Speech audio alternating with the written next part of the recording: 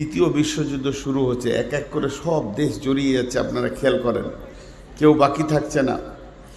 তো এই তৃতীয় বিশ্বযুদ্ধে যতজন শহীদ হবে সব জান্নাতি, এটা সুসংবাদটা নিলেন। তৃতীয় বিশ্বযুদ্ধে যতজন শহীদ হবে সব জান্নাতি। কথা আপনাদের বলতে অসুবিধা হচ্ছে কি? আমার সঙ্গে কথা বলেন, খুব দামি কথা বলছি প্রথম দিকে। তৃতীয় বিশ্বযুদ্ধে যতজন জড়িত হয়ে শহীদ হয়ে যাবে তারা কি? জান্নাতি। আর দুটো জিনিস, শহীদ হতে রাজি তো? কে কে রাজি? আমি রাজি, শহীদ হতে আমি রাজি। দেখেন অনেক হাত উঠেনি, হিজড়ে দেখেন, হিজড়ে দেখেন, আরে দেখেন পেছন দিকে অনেক হাত উঠেনি, কারণ ওরা এখনো কাঁপছে, এর মাঝেই ঢুকে আছে মাল। কোথা পাবেন? জালসার মহফিলে না হলো 200 থেকে 250 লোক হাত তুলতে পারেনি। শহীদ হতে রাজি। বুখারী শরীফের একটা কথা আপনাদেরকে বলে দিই, কেউ যদি শহীদের তামান্না দিলে না রাখে, এই ছোট ছেলেটিকে বার করে দেন, চল তোরা বেরিয়ে যা, এক এক করে বেরিয়ে যা, বেরিয়ে বেরিয়ে বের বের বের, ওট ওট ওট ওট, আরে উঠান না, প্রচুর ডিস্টার্ব করছে এরা। তো কারো দিলে যদি শহীদের তামান্না না থাকে, কোনো মুসলমানের দিলে শহীদের তামান্না না থাকে, খুব ট্রেস দিয়ে বলছি, থেমে থেমে বলছি, কোনো মুসলমানের দিলে শহীদের তামান্না না থাকে, আর তার মত হবে মোনাফেকের মত। আর যার দিলে শহীদের তামান্না আছে, যার দিলে শহীদের তামান্না আছে, বিছানায় মরলেও শহীদের দরজা পাবে ইনশাআল্লাহ।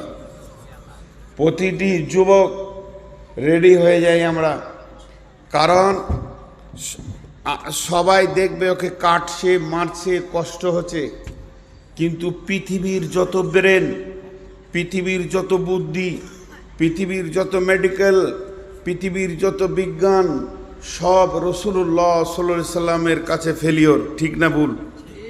আল্লাহ রসুল বলছেন একটা শহীদের মওতের কতটা কষ্ট হয়, দুইটা শব্দ ব্যবহার করা আছে। একটা হচ্ছে পিঁপড়ে কাটলে যতটা, আর একটা আছে কলসি থেকে পানি বেরোতে যত সময় ওর জান বেরোতে তত সময়। মানুষ দেখবে ওকে কাটছে, চিল্লাচ্ছে, কিন্তু ভিতরের অনুভূতি যেহেতু রসুল বলেছেন ওইটাই ঠিক, পিঁপড়ে কাটার মতো। সব থেকে আসান মত হচ্ছে শহীদের মত। দ্বিতীয় নম্বর শুনে নেন, বিশ্বনবী বলছেন একটা শহীদের রক্ত যখন মাটিতে টাচ করে, তার জীবনের সাগিরা কাবিরা সব গুনাহ মাপ, সব গুনাহ মাপ, সব গুনাহ মাপ, শুধু ঋণ ছাড়া। এই জন্য রাসূলুল্লাহ সাল্লাম বাইতুল মাল নামে একটা ব্যাংক করেছিলেন, ওনার সাহাবীদের ভিতরে যারা ঋণদার হয়ে মতো তার ঋণ পরিশোধ করতেন। আমরা এখন ওহুদের প্রান্তে দাঁড়িয়ে আছি, এখনকার আলেমদের কাজই হচ্ছে সৈন্যদেরকে উদ্বুদ্ধ করা। আর পিছপা হওয়ার দুনিয়া নাই, আর পিছপা হওয়ার দিন নাই, আর ঢেকে রাখার দিন নাই, আর জুজু সাজতে হবে না, অত আর সাধু সাজতে হবে না, লড়বো মরবো, আর বেঁচে থাকলে বিজয়ী করবো ইনশাআল্লাহ। একটা কথা বলি, 313 জনে 1000কে ময়দান ছাড়িয়েছে। একটা অঙ্ক দিলাম, 30,000-এ 1.5 লক্ষকে ময়দান ছাড়িয়েছে। আমাদেরই বংশ, আমাদেরই রক্ত, আমাদেরই ইমানওয়ালা ভাই। 5,000-এ 5 লক্ষকে ময়দান ছাড়িয়ে রোম সম্রাটকে দখল করেছে। একা হযরত উমর আর কয়েকটা সাহাবী মিলে জেরুজালেম বিজয়ী ঘোষণা করেছে। মাত্র 30টা যুবক গিয়ে বাহরাইনকে দখল করেছে। ইনশাআল্লাহ সেই রক্ত আমাদের বুকে আজও আছে। নারে তাকবীর। কোনোদিন পেছপা হবেন না, মরলে শহীদ, বাঁচলে গাজী, ভয় করবেন না। কিন্তু একটা দুটা কথা বলবো, যদি আমি না হক বলি, আপনাদের পায়ের জুতোটা আমার মুখ বরাবর মারবেন, একদম আমি ওটাকে ফুল বলে চুমা দিয়ে দেবো। না হক যদি বলে থাকি, আজকে যে বিষয়ে বক্তব্য রাখবো ওটার 2 মিনিট টাইম লিচি। প্রতিটি জালসায়, এখন আমার 13টা জালসা আছে, আমাদেরকে তৈরি হতে হবে, এবং প্রতিটি খুতবা এখন সচেতনতার খুতবা হতে হবে। সেটা কি জানেন? লিক টিউব কোনোদিন মাল বহন করতে পারে না। আমার কথা বুঝে এসছে আপনাদের সামনে? যদি বুঝে থাকে তাহলে আপনারা সকলে একবার সাড়া দেবেন। ডাম্পারে 63 টন পাথর যাচ্ছে, কিন্তু একটা ভোল্টপিন না থাকার কারণে হাওয়া 4টা চাকাতেই নাই, এক চাকা যাবে না। মানে যে টিউবে লিক আছে তার দ্বারা মাল বহন করা সম্ভব। তাহলে আমাদের লিকগুলো আগে মারতে হবে, আমাদের লিকগুলো আগে মারতে হবে, না হলে আমাদের দ্বারা ইসলামকে পৌঁছানো সম্ভব হবে না। আমাদের লিক মারা নাই বলে ওরা সুযোগ পেয়েছে। সেটা কি? দুঃখের সঙ্গে বলছি, মসজিদ ওরা কেড়ে নিল, মসজিদ ওরা কেড়ে নিল। আমার সঙ্গে শব্দ দিয়ে উত্তর দেন, মসজিদ ওরা, এটা ঠিক না আগে আমরা মসজিদ ছেড়েছি? এটা ঠিক? এই লিকটা কে মারবে? আগে আমরা মসজিদ ছেড়েছি, তারপরে ওরা নিয়েছে, দেখছে যে এদের কাজে লাগবে না। 3 তলা মসজিদ, নিচে 62টা কাতার, ফজরের সময় 3 জনা। ইমাম সাহেব সালাম ফিরে দেখছে খলিল চাচা, জলিল চাচা আর হবিব চাচা 3টে পেছনে আছে। এর জন্যে কাউকে দোষ দেবে না, আমাদের লিক হয়ে গেছে টিউব। আমরা আল্লাহকে সঙ্গে নিতে পারিনি। জিহাদের ময়দানে নামতে গেলে সাথে আল্লাহকে রাখতে হবে, চেহারাতে রসুলকে রাখতে হবে, মদদ আসবে, যে মদদ সাহাবীরা দেখেছেন। এই জন্যে সূরা নূরের একটা আয়াত আপনাদের সামনে বলে আজকে আমি মেন বক্তব্যে চলে যাব। ওয়াদাল্লাহুল্লাযীনা মিনকুম ওয়াদাল্লাহুল্লাযীনা আমানু মিনকুম ওয়া আমিলুস সলিহাতি লা ইস্তাখলিফান্নাহুম ফিল আরদি কামাস্তাখলাফাল্লাযীনা মিন কাবলিকুম। আল্লাহ বলছেন, স্বয়ং আরশওয়ালা বলছেন, আল্লাহ বলছেন তোদের সঙ্গে আমি ওয়াদা করছি। আল্লাহ ওয়াদা করছেন, যার কোনো সন্দেহ নাই। তোরা সকলে ঈমান আন, 100% মসজিদে ঢুকে যা। যেমন সাহাবীরা সারা বিশ্বে ছড়ি ঘুরিয়েছে, আজকে তোদের পায়ের তলে বিশ্বটা করে দেব। এটা নগদ লাভ, কোনো মন্ত্রীকে ডেপুটেশন দিতে হবে না।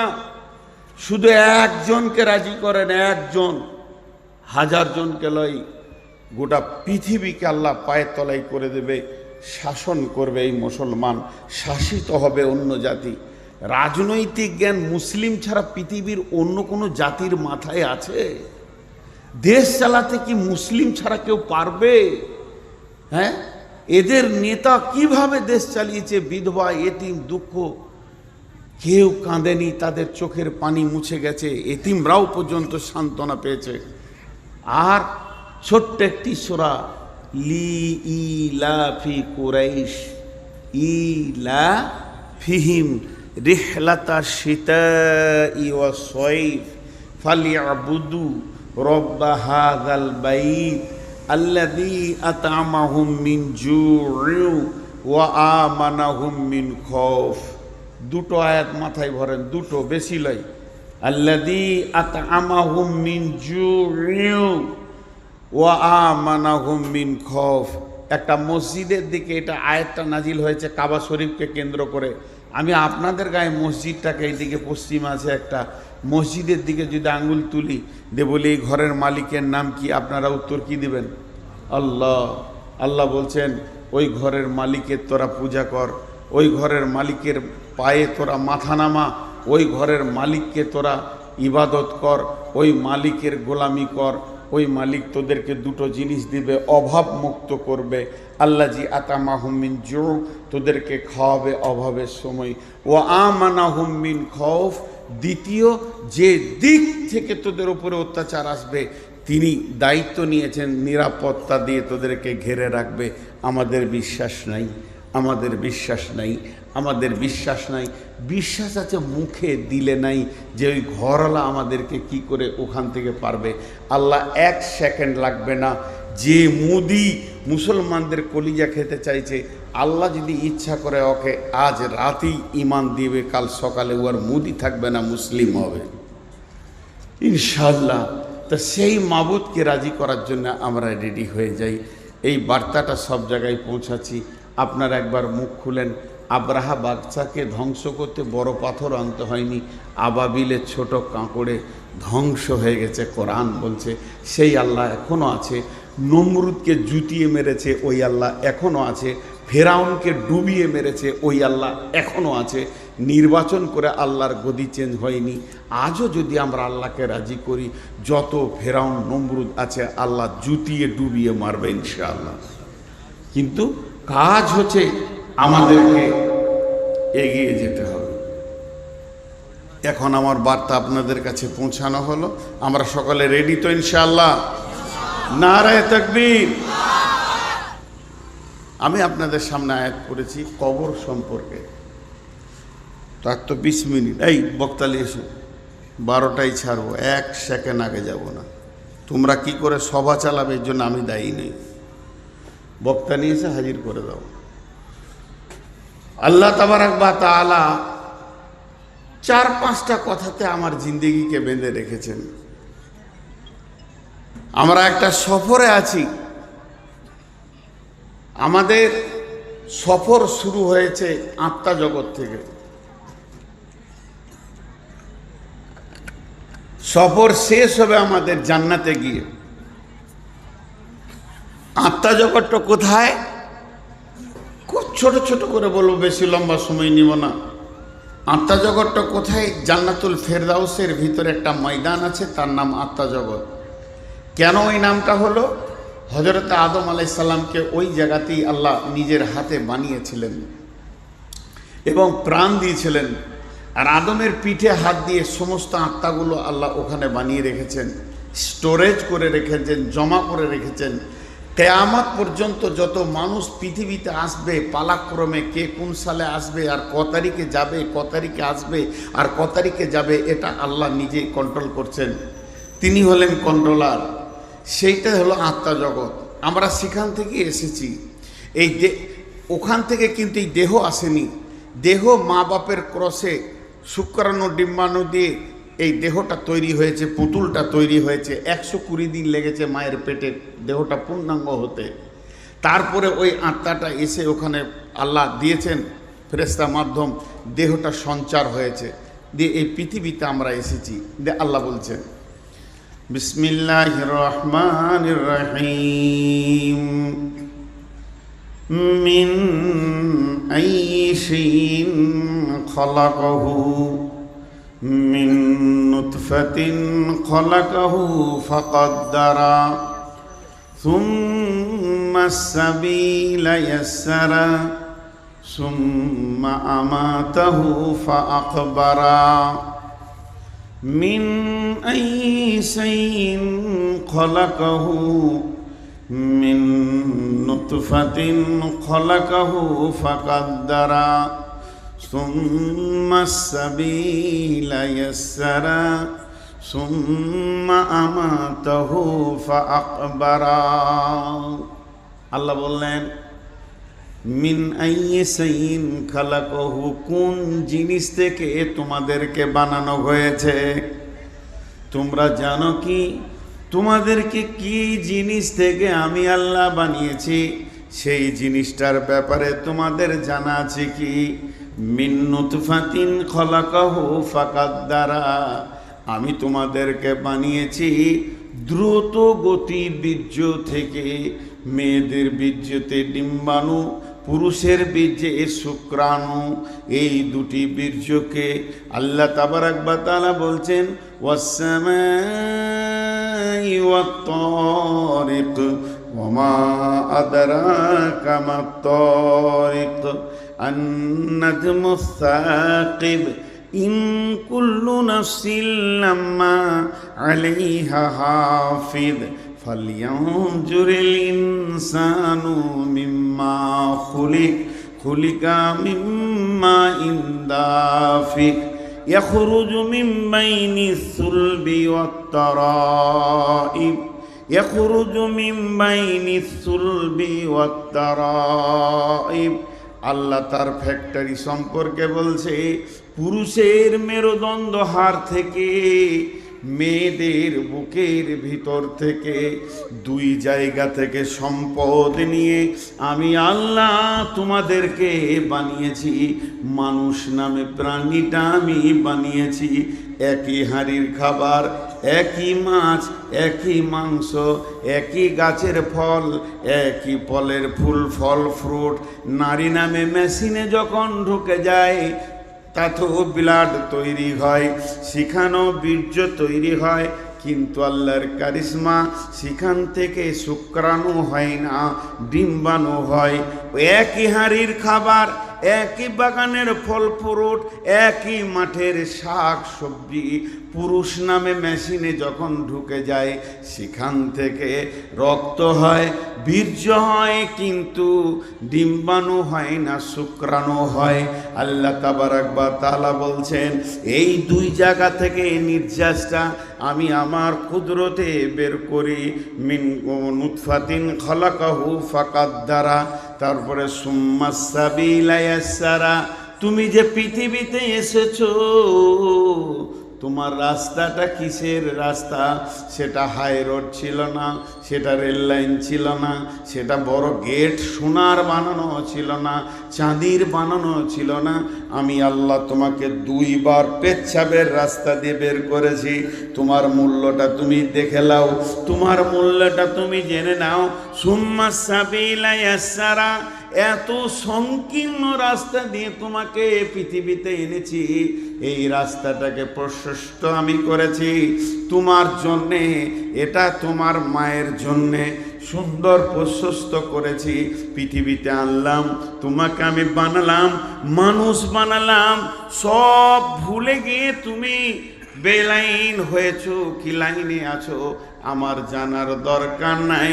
তবে তোমার শেষ অঙ্কটা শুনে লাও, শেষ অঙ্কটা শুনে লাও। সুম্মা আমাতাহু ফাআকবারা, সুম্মা আমাতাহু ফাআকবারা। একদিন আমি তোমাদেরকে মারব, কবরে শুইয়ে দেব। আমি ছোটোখাটো হিরো নই, আমি ছোটোখাটো মাস্তান নই। আমি বানাতে পেরেছি, আমি বানিয়েছি, আমি ফ্যাক্টরি বানিয়েছি, আমি তোমাদের বানিয়েছি, কোটি কোটি বানিয়েছি। বানিয়েছি তো বানিয়েছি, আমি মারতেও পারবো। মারার পরে কবরে তোমাকে আমি শায়িত করে দিব।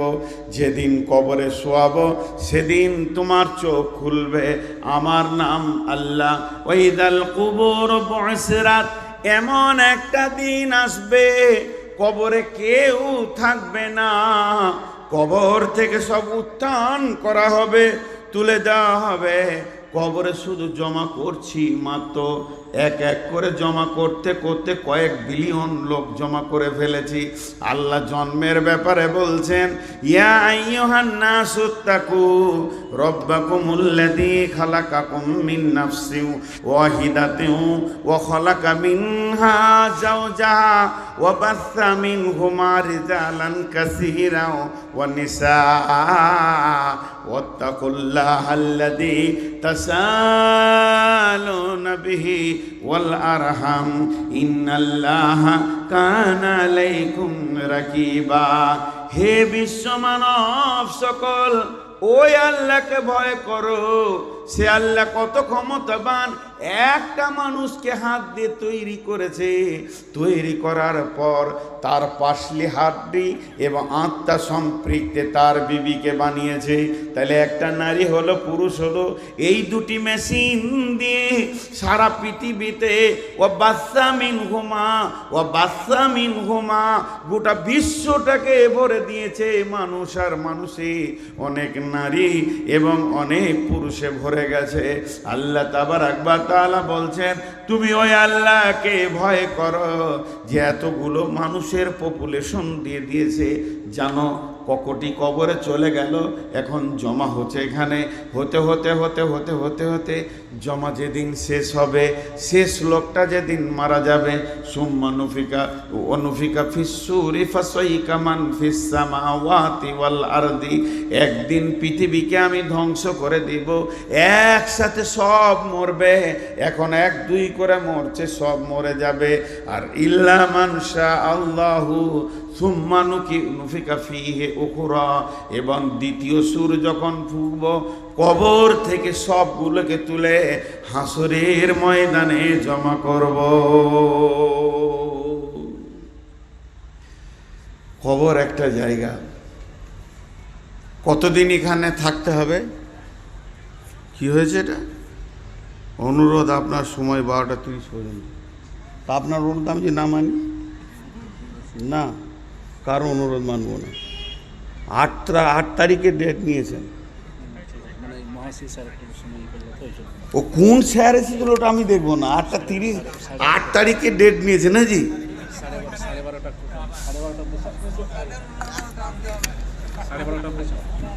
সুগারের রুগী তো।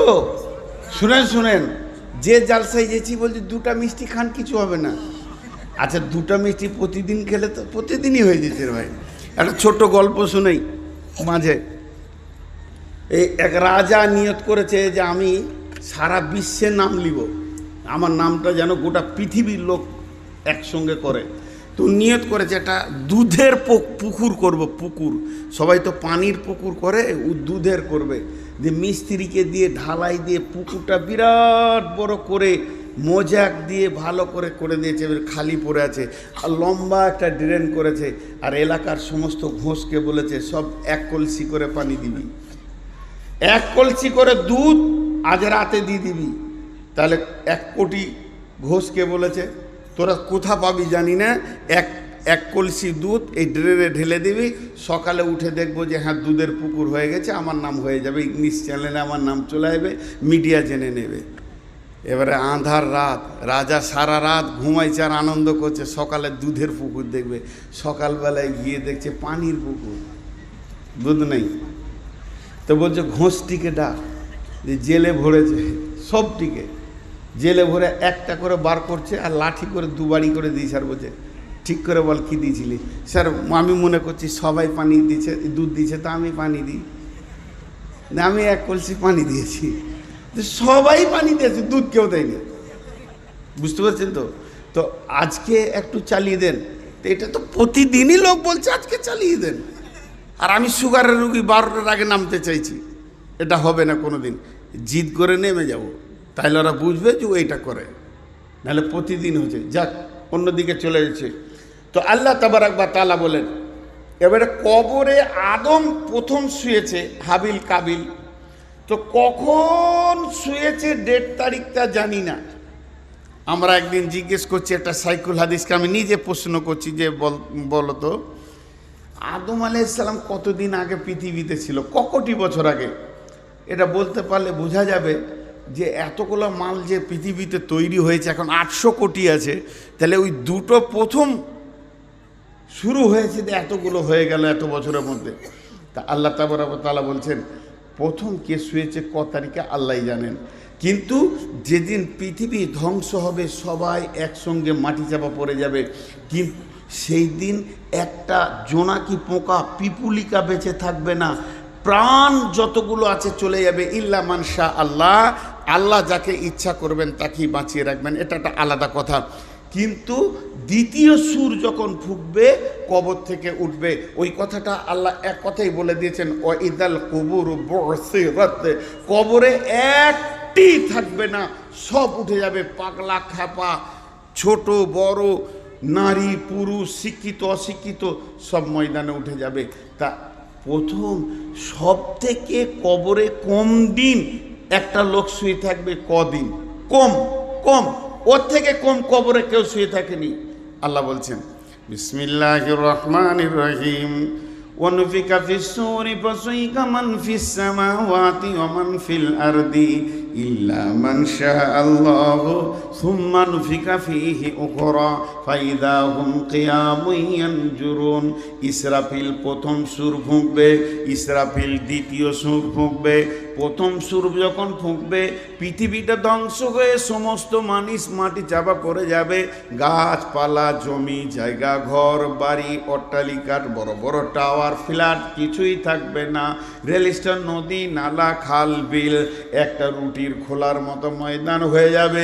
সমস্ত মানুষ যারা কবরে আছে কবরে থাকবে, আর যারা বেঁচে আছে তারা কবর অটোমেটিক তাদের হয়ে যাবে, মাটি চাপা পড়ে যাবে। তারপরে দ্বিতীয় সুর যখন ইসরাফিল ফুঁকবে সবাই কবর থেকে উঠবে। তাহলে প্রথম সুর থেকে দ্বিতীয় সুর পর্যন্ত সময় থাকবে 40 বছর। 40 বছর, তার মানে কবরে যে সব থেকে কম সময় ঘুমাবে আল্লাহ তাকে 40 বছর কবরে রাখবি।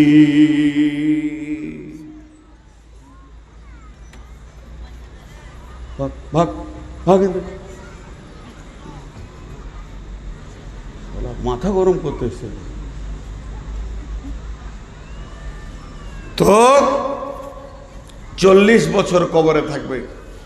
হাজি কবরে যাব না খালি একজন বলেন। মাঝে একটা কথা বলি, কবরের আরেকটা নাম আছে আলামে বারজাখ। ওই সময়কালটাকে বারজাখ বলা হয়েছে, মৃত্যুর পরের জীবন আর হাসরে মাঠে উঠার জীবন। বারজাখ শব্দটা কেন বললে, সবাই কবর পাবে না। আমরা যতজন আছি কজনের কপালে কবর আছে না নাই? কাউকে হয়তো পানি জাহাজে ডুবে মরে গেছে, কারো লাশ গুম হয়ে গেছে, কাউকে পুড়িয়ে দিয়েছে গাড়ি সহ আগুন লাগিয়ে, কাউকে হাঙ্গড়ে গিলেছে, কাউকে গুম করে দেওয়া হয়েছে, কারো লাশকে বস্তায় ভরে পচিয়ে দেওয়া হয়েছে। আর হিন্দু ভাইদের চিতাতে পোড়ানো হচ্ছে, বর্গীদের সুধা করে পুঁতে দেয়, খ্রিস্টানদের পূর্ব পশ্চিম সমাধি করে, আর একটা জাতি আছে বসিয়ে রেখে তাকে পুঁতে দেয়। বিভিন্ন রকম করা হচ্ছে পৃথিবীতে। শুধু মুসলিমরাই কবর দেয় তাই না, ইহুদিরা দেয়, তাদের মতো তারা দেয়। তার জন্য আল্লাহ নবী বলছেন এই সময়টাকে বারজাক কাল বলে। আল্লাহ রসুল বলছেন বিসমিল্লাহির রহমানির রহিম, ইদা ওয়াদিয়াল মাইয়াতু ফিল কবরি আতাহু মালাকানি ফায়াকুলানি মান রাব্বুকা মা দীনুকা ওয়া মান নবিয়ুকা। ইদা ওয়াদিয়াল মাইয়াতু ফিল কবরে, যখন মাইয়াতকে কবরে রেখে দেয়া হয়, আতাহু মালাকানে, তখন দুইটা ফেরেশতা আছে, তারা দুইজনা একই সঙ্গে বলে, একা একা বলে, একজন শুনে তা নয়, দুইজন দৌত কণ্ঠে বলে, ফায়াকুলানে মান রব্বুকা, তোমার রব কি, মা দীনুকা, তোমার দিন কি, মান নবিয়ুকা, তোমার নবীকে। আল্লাহ নবী বলছেন এই প্রশ্নটা শুধু মুসলিমদের হবে তা নয়, চিতাতে যখন মানুষকে শোয়ানো হয় ওকে আগুন দেওয়ার আগে ওই প্রশ্ন ওর হয়ে যাবে। বর্গীদের পোঁতা হয়, খ্রিস্টানদের সমাধি হয়, যত রকম হবে না হোক না কেন, মরার পরে বিদায়ের সময় তার সেই প্রশ্নটা হয়ে যাবে। ইয়ার আল্লাহ নবী বলছেন এই 3টি প্রশ্ন থেকে পৃথিবীর কোনো মানুষ বাদ যাবে না। আল্লাহর নবী পরিষ্কার বলে দিয়েছেন, ইদা ওয়াদিয়াল মাইয়াতু ফিল কবরি আতাহু মালাকানে ফায়াকুলানে মান রাব্বুকা মা দীনুকা ওয়া মান নবিয়ুকা। একটি মজার কথা কি, এখানে একটা মাইয়াত হয়েছে, জি লাশটা এখানে পড়ে আছে, কোনো একজন ইমামতি করবেন, সবাইকে বলছে ভাই সকল জানা যায় যে সব লোক এসছেন, আপনারা কাতার সোজা করে দাঁড়িয়ে যান। সব দাঁড়িয়ে গেল। যতটি লোক এসছে সবারই ধারণা আমরা বিদায় দিতে এসছি একটা লোককে। সবারই ধারণা হাজি সাহেব মারা গেছেন, ওকে বিদায় দিতে এসছি। বাড়ি থেকে যখন বের হচ্ছে ভেলিয়ানের লোক, এই পাশের শুক্রাবাদের লোক, লোহাপুরের লোক, আর শ্রীপুরের লোক, যে কোনো গ্রামের লোক মোটর সাইকেল নিয়ে সাইকেল নিয়ে বের হচ্ছে, আর বাড়িতে সবাই বলছে বড় খালু মারা গেল, চাচা মারা গেছে, মামা মারা গেছে, যাই চার শ্বশুর মারা গেছে, অমুক মারা গেছে, কেউ বলছে হাইসা মারা গেছে, যাই একটু জানাজায় শরিক হয়। জানাজায় শরিক হয় মানে হাজি সাহেবের উপকার হবে। না, জানাজায় শরীক হয়, মাইয়াতের কিছু লাভ নেই। চলেন দুটি জিনিস খেয়াল করেন। বিসমিল্লাহির রহমানির রহিম। আফালা ইয়ালামু ইযা বুসিরা মা ফিল কুবুর ওয়া হুসিলা মা ফিস সুদূর ইন্না রাব্বাহুম বিহিম ইয়াওমাইদিল লাখাবীর। আল্লাহ নবী বলছেন, যখন তুমি গোরস্থানের কাছে যাবে, আপনাদের পেছনে গোরস্থান রয়েছে, তো ওখানে গিয়ে বলো আসসালামু আলাইকুম ইয়া আহলাল কুবুরি ইয়া আহলাদ দিয়ার ইয়াগফিরুল্লাহু লানা ওয়া লাকুম ওয়া আনতুম সালাফুনা ওয়া নাহনু বিল আসরি। আমি মজলিসে উঠলাম, আসসালামু আলাইকুম, অপেক্ষা করলাম আপনারা সালামের উত্তর দিবেন, কিন্তু দুই জায়গায় অপেক্ষা করা যাবে না। রাস্তায় দেখা হলো আসসালামু আলাইকুম, ওয়ালাইকুম সালাম, দুই জায়গায় অপেক্ষা করা যাবে না।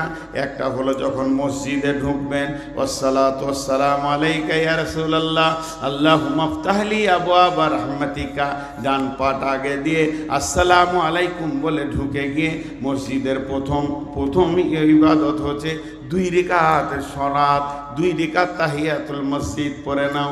তাহলে এখানে জানো যে আল্লাহর কোনো ফেরেশতা, কোন নেক বান্দা, কোনো জিন আছে, মসজিদে গিয়ে তুমি সালাম দাও, সালামের উত্তর ঠিক দেনেওয়ালা আছে, উত্তরের অপেক্ষা তুমি করিয়া না। আর যখন তুমি কবরস্থানে যাবে, গোরস্থানে তুমি সালাম দাও, সালাম দাও মানে ওখানে সালামটা হয়ে যাবে দিয়া, হে কবরবাসী, ও যত মৃত্যু ব্যথিত কবরবাসী শুয়ে রয়েছে, তোমাদের আত্মারা মৃত্যু যন্ত্রণা সহ্য করে নিয়েছে, এখন নীরব নগরে শুয়ে আছো, আমি একজন জীবিত তোমাদেরকে দোয়া দিছি, তোমাদের ওপরে আল্লাহর শান্তি বর্ষিত হোক। আল্লাহ তোমাদেরকেও মাফ করুন, আমাদেরকেও মাফ করুন। তোমরা আগে এসেছো, তোমাদের সময় কাল আগে ছিল, তোমরা আগে পৌঁছে গেছো, আমরাও পেছনে পেছনে তোমাদের এই জায়গাতেই আসবো। একটা আপনাদের বীরভূম জেলাতে একটা গোরস্থানে লেখা আছে, এই রকম মেন রাস্তা, আমি জায়গাটার নাম বলবো না, এই রকম ন্যাশনাল রোডের ধারে বিরাট বড় গোরস্থান, লেখা আছে 3 লাইন কথা। প্রথম লাইনে লেখা আছে, হে পথিক, চলার পথে আমাদের জন্য দোয়া করে যাও। হে পথিক, চলার পথে আমাদের জন্য দোয়া করে যাও। দ্বিতীয় লাইনে লেখা আছে, হে পথিক, তোমরা আজকে যেখানে, আমরা কালকে ছিলাম সেখানে, তোমরা আজকে যেখানে, আমরা কালকে ছিলাম সেখানে। হে পথিক, আজকে আমরা যেখানে, তোমরা আগামীকাল হয়ে যাবে সেখানে। অতএব দোয়া করে যাও। অতএব বন্ধুরে আমার, আল্লাহ তাবারাক ওয়া তাআলা রাসূল বলছেন, ইয়াগফিরুল্লাহু লানা ওয়া লাকুম ওয়া আনতুম সালাফুনা ওয়া নাহনু বিল আসরি। তোমরা আগে আগে এসেছো, আমরা পেছনে পেছনে যাব।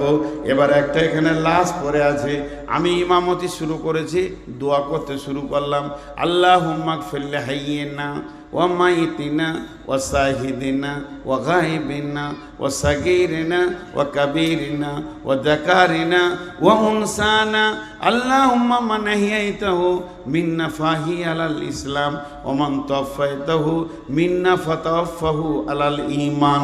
10টা কথা বললাম। আল্লাহুম্মা গফির লিহাইয়িনা, প্রথম দোয়া করলাম, যত জীবিত আছে আল্লাহ তাদেরকে তুমি মাফ করো। আগে জীবিত এসেছি মাইয়াতকে দাফন করতে, দোয়া দিছি জীবিতদেরকে। দ্বিতীয়বারে বললাম, ও মাইতিনা, মৃত্যু ব্যক্তিকে তুমি মাফ করো।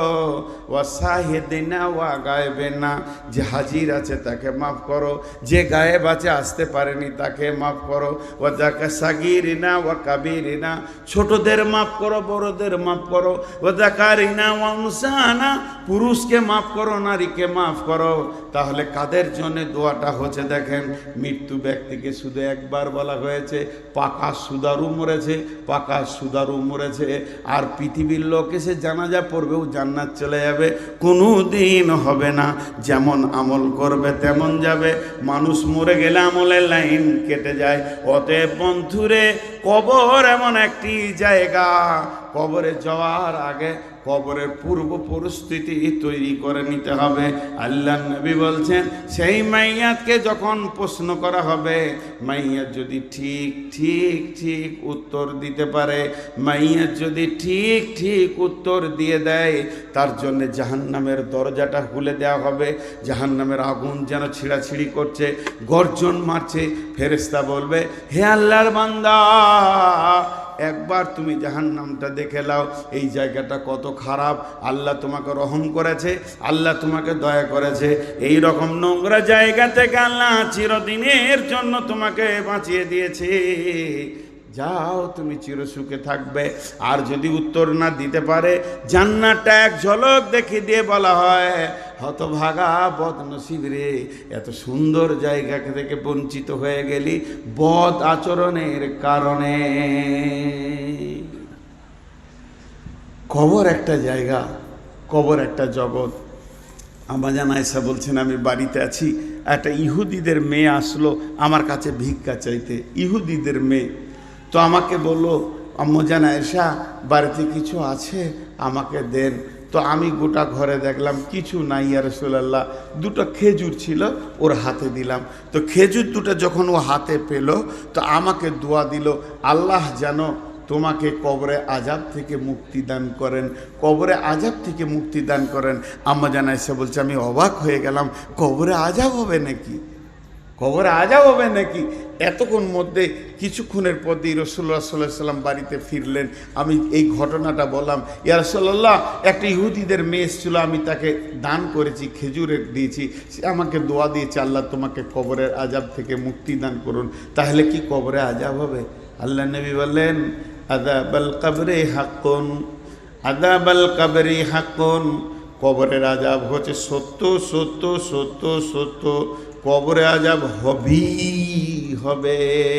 এরপরে আম্মাজান আয়েশা বলছেন, আমি ফলো করেছি, তীক্ষ্ণ দৃষ্টিতে শ্রুতিতে আমি শুনেছি, রাসূলুল্লাহ সাল্লাল্লাহু আলাইহি ওয়াসাল্লাম যত নামাজ পড়তেন ঘরে, প্রত্যেকটি নামাজ, নফল হোক, তাহাজ্জুদ হোক, সুন্নত হোক, যত নামাজ বাড়িতে পড়েছেন, প্রত্যেকটি নামাজের শেষে আল্লাহর নবী কবরে আযাব থেকে আল্লাহর কাছে মুক্তি চেয়েছেন।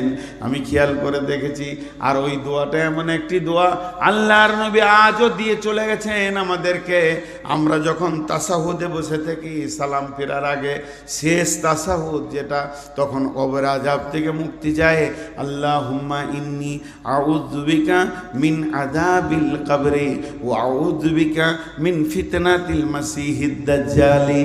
আল্লাহুম্মা ইন্নী আউযু বিকা মিনাল মাহিয়াই ওয়াল মামাতি, আল্লাহুম্মা ইন্নী আউযু বিকা মিনাল মাসামি ওয়াল মাগরাম। তো প্রথমেই বলা হয়, আল্লাহুম্মা ইন্নী আউযু বিকা মিন আযাবিল কবরি, হে আল্লাহ, তুমি আমাদেরকে কবরে আযাব থেকে মুক্তি দাও। একটা প্রশ্ন আমি নিজেই করব, নিজেই উত্তর দিব। আহলে কোরআন বলে একটা গোষ্ঠী বেরিয়েছে, সারা বিশ্বে এরা বিভ্রান্তি সৃষ্টি করেছে। এরা বলছে হিসাব তো হবে কিয়ামতের দিন, তো কবরে আযাব হবে কেন? কি যুক্তি দিয়েছে দেখেন, হিসাব তো হবে কিয়ামতের দিন, তো হিসাবের আগে আযাব হবে কেন? হিসাব হয়ে আমি মুজরিম এটা সাব্যস্ত হবে, প্রমাণ হবে আমি মুজরিম, আমি দোষী, আমি গুনাহগার, তারপরে আযাব চালু হবে, আর কবরে আযাব শুরু হবে, আর কিয়ামতের দিন হিসাব হবে। এটা কেমন কথা ভাইয়া? কবরের আযাব আযাব, কিয়ামতের আযাব আযাব, বেশ শাক আযাব, আযাব মানি আযাব। আযাবের অবিধানিক অর্থ আযাব, কষ্ট। কিন্তু কবরে আযাব সত্য, তাহলে আগে হবে কেন? একটা উদাহরণ দিব। আমার বাড়ি আপনার ভেলিয়ানে, আমি এখানে থাকি, এটা আমার বাড়ি। আমার বাড়ি থেকে দূরে একটা মুদিখানার দোকান আছে। আমি দেশ বিদেশে ঘুরি, ঘরে কম থাকি, ওই দোকানে আমি 12 মাস মাল খাই। সেখানে আমার একটা খাতা আছে, মাল আনি দেয়, সে দেয়, আমার কাছে টাকা চাই না, মাসের শেষে পেমেন্ট করে দিই, আবার কখনো 2 মাসে করি, এটা চলে। একটা কথা বলেন, আমি দোকানদারকে বলছি ভাই মনে হয় 3 মাস আপনাকে টাকা দিইনি, কতদূর কি হলো? আমার তো আইডিয়া হচ্ছে যা খেয়েছি তাতে 40-এর ঘর ঢুকে গেল নাকি। তা দোকানদার হাসতে হাসতে বলছে, মৌলানা আপনি খান না, অসুবিধা কি আছে, খান। তা আমিও একটু ব্যস্ত, তো হিসাবটা এই এপ্রিল মাসের শেষে বসবো কিংবা মে মাসের 10 তারিখে বসবো। হিসাবের একটা ডেট হয়ে গেল, হিসাবের দিন হয়ে গেল। তারপরও আমি মালদা যাচ্ছি জালসা করতে, পকেট থেকে একটা 20,000 টাকার বান্ডিল ওর টেবিলে নামিয়ে দিলাম, এটা জমা করে এলেন। আচ্ছা, ওইটা যদি জমা করে লাই, ওর কি অসুবিধা আছে কিছু? জি ভাই, অসুবিধা আছে। আমি আইডিয়া করছি 50-60 হাজার হয়ে যাবে, তো 20-30 হাজার টাকা দিয়ে গেলাম। হিসাব হচ্ছে 10 তারিখে। 10 তারিখে বসে দেখছি টোটাল আমার মাল নেওয়া হয়েছে 60,000 টাকা। 60,000 টাকা। তাহলে কি ওই 20,000টা মাইনাস হবে না? 20-30 হাজারটা মাইনাস হবে না? হবে। তো কবরের আযাব সত্য। কিয়ামতের মাঠে যেদিন হিসাব হবে, সেই দিন এই আযাবটা ওই আযাবের মাইনাস হবে। আল্লাহর নবী বলছেন, মুমিন কালেমাওয়ালা যারা শাহাদু আল্লাহ ইলাহা ইল্লাল্লাহু ওয়া শাহাদু আন্না মুহাম্মাদান আবদুহু ওয়া রাসূলুহু পড়েছে, শিরক মুক্ত জীবন যে ব্যক্তিটা করে, ওই পৃথিবীতে যত কষ্ট পায়, রাস্তায় চলতে চলতে যদি পায়ে একটা ছোট্ট কাঁটা ঢুকে যায়, একটা কাঁকড়ে যদি আঘাত পায়, তার জন্যে তার গুনাহ মাফ হয়ে যায়। তাহলে আল্লাহ মুমিনকে কি সুন্দর করে বানিয়েছেন। মুমিনের জীবনে সামান্যতম কষ্ট হবে আর তার আযাব মাফ হয়ে যাবে, তার গুনাহ মাফ হয়ে যাবে। তাহলে জেনেলেন, পৃথিবীতে যদি এটা হয়, চলার পথ তো আমার হিসাবের দিন, কিয়ামতের দিন আছে। এই চলার পথে পড়ছে কবর। আল্লাহ যাদের প্রতি দয়া করে, 2-4টা 10-20 গুনাহ, সামান্য গুনাহ যার আছে, কবরে আযাবই সেটা মিটে যাবে। এমনও লোক আছে কবরই তার আযাব শেষ হয়ে যাবে, কিয়ামতের মাঠে সে মুমিনের দলে উঠবে। যদি কবরে আযাব শেষ না হয়ে যায়, তার গুনাহ যদি শেষ না হয়, কিয়ামতের মাঠে 50,000 বছর দাঁড়িয়ে থাকবে। ঘন ঘন চিঠি, এটা পরে বললেই তো হয়। মা কথার মোশনে দিচ্ছেন, তার মানে কথাটা স্টপ করে আপনার এটা বলতে হবে এখন। হ্যাঁ, ও দান দেন আপনারা মাসের জন্য দেন। কে কত দিবেন আল্লাহর রাস্তায়? 2-5 হাজার, যার কাছে যা আছে দেন। দানের জন্য বলছে, মানে স্টপ বায়না আর কি, দান আদায় করে। কোথায় এসেছি রে বাবা? দান আদায় হবে ইনশাআল্লাহ। তো সঙ্গে সঙ্গে পৃথিবী থেকে চলা থেকে কিয়ামত পর্যন্ত যত কষ্ট পাবে মুমিনের গুনাহ মাফ হবে। এর জন্য কবরে আযাব বড় সত্য, কবরে আযাব বড় সত্য, কবরে আযাব বড় সত্য। মাটির কবর গৃহে শোয়াই দিলাম যারে, নবী রাসূল সাহাবা ইমাম আল্লাহর ওলি যত আছেন শুইয়া কবর গৃহে, লক্ষ কোটি শত ডাকলেও শত কেউ কখনো আসবে না হায় মাটির বিছানা ছেড়ে। মাটির ওই কবর গৃহে শোয়াইয়ে দিলাম যারে। যতগুলো লোক আছেন আমার কথা বুঝে জবাব দেবেন। যে মাদ্রাসাকে কেন্দ্র করে এই জালসা, সেই মাদ্রাসাকে কিছু দিবেন তো? বলেন ইনশাআল্লাহ। আরে জোরে বলেন ইনশাআল্লাহ। কারণ মাদ্রাসার কমিটি সবসময় ভয় কেছে দিবে কি দিবে না। হ্যাঁ, এটা কথা ঠিক, সারা বছর মাদ্রাসা চলে, এই জালসা কালেকশন ধান ওষুধ দিয়ে আল্লাহ তাবারক ওয়া তাআলা আমাদেরকে চালানো করায়। মুসলমানদের এই অদ্দা আছে বলি চলে, তা অতএব মাদ্রাসাকে দিবেন। আমি 2 মিনিট আর কথা বলে নিই। তাহলে এর নাম হলো কবর।